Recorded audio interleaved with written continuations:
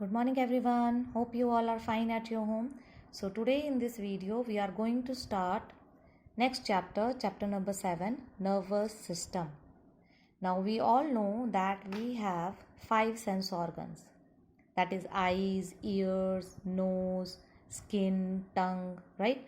And these 5 sense organs helps us to sense our surrounding, right? To take the sensations from the surrounding. Now sensation means here that for example eyes take the sensation of the sight, whatever things we are seeing, that all is done by the eyes. Different kinds of the sound, that is listened by our ears. So ear take the sensation of the different kinds of sounds. Tongue, it take the taste of different kinds of food we are eating. Nose, it takes the sense of smell, right? Then skin, with the help of our skin we feel the surrounding, whether it is hot, cold, whatever, right? So these 5 sense organs helps us to sense our surrounding. So these sense organs help us to learn about our surrounding, and the main function of these sense organs is that these are acting as a receiving centers. We can call it as a receiving centers. They receives the messages from the surrounding. So they just receives the sensations or the messages from the surrounding, and then they pass them onto the nervous system, right? And then our nervous system, what it do, it analyzes it. It means think over that or recognizes the sensations, and then give instructions to the body to respond in an appropriate way. So according to that, then our nervous system tell us that what we have to do, right? For example, suppose if a mad dog is there coming in front of you, it's a little bit far away from you, you have seen with your eyes, you have seen that one mad dog is there, right?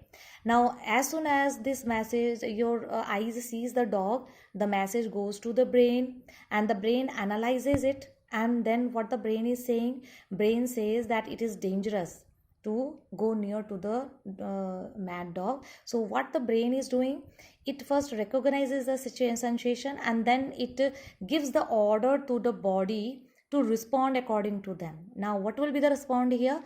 The brain will give the order to the legs and say to the legs that you run away from there. And then what we do, we normally when we see the mad dog, we run away from there in order to save us. So this is actually how our nervous system is working, right? So here different activities like hearing, seeing, tasting, all different activities, whatever we are doing, that all are controlled by our nervous system. And if our nervous system is not working properly, we won't be able to do various types of activities, right? Now nervous system, our nervous system is divided into, here in the tabular form I am going to explain it. So our nervous system is divided into 3 main parts: brain, spinal cord, and nerves, or we can call it as network of nerves, right?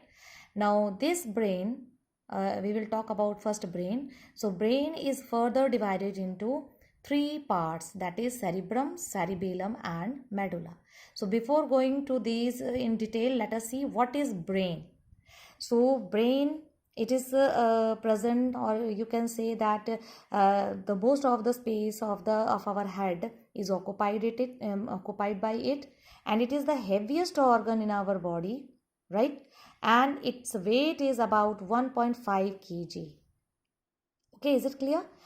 The brain is the main control and coordinator center. It is the main control and coordinator center of the human body, which coordinates all the actions and reactions which are taking place in our body by receiving different messages through the nerves. ठीक है ना? Through nerves our brain is getting the messages, and then according to that it respond and sends the messages to the body parts to act accordingly. Now the brain only helps a person to think, remember, feel, and control body movements.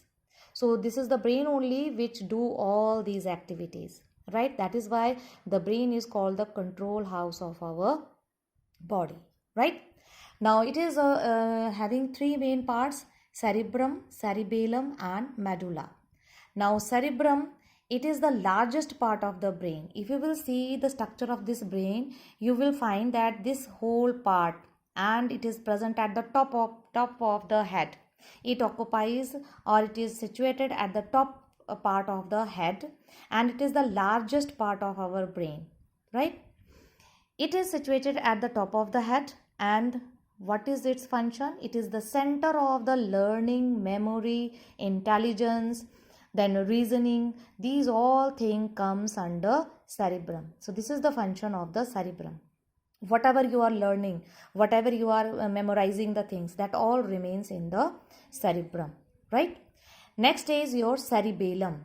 So this cerebellum is also known as a small brain because its size is small, and it is situated at the back. This small part you can see. So this is the cerebrum, and this is situated at the back of our head, right?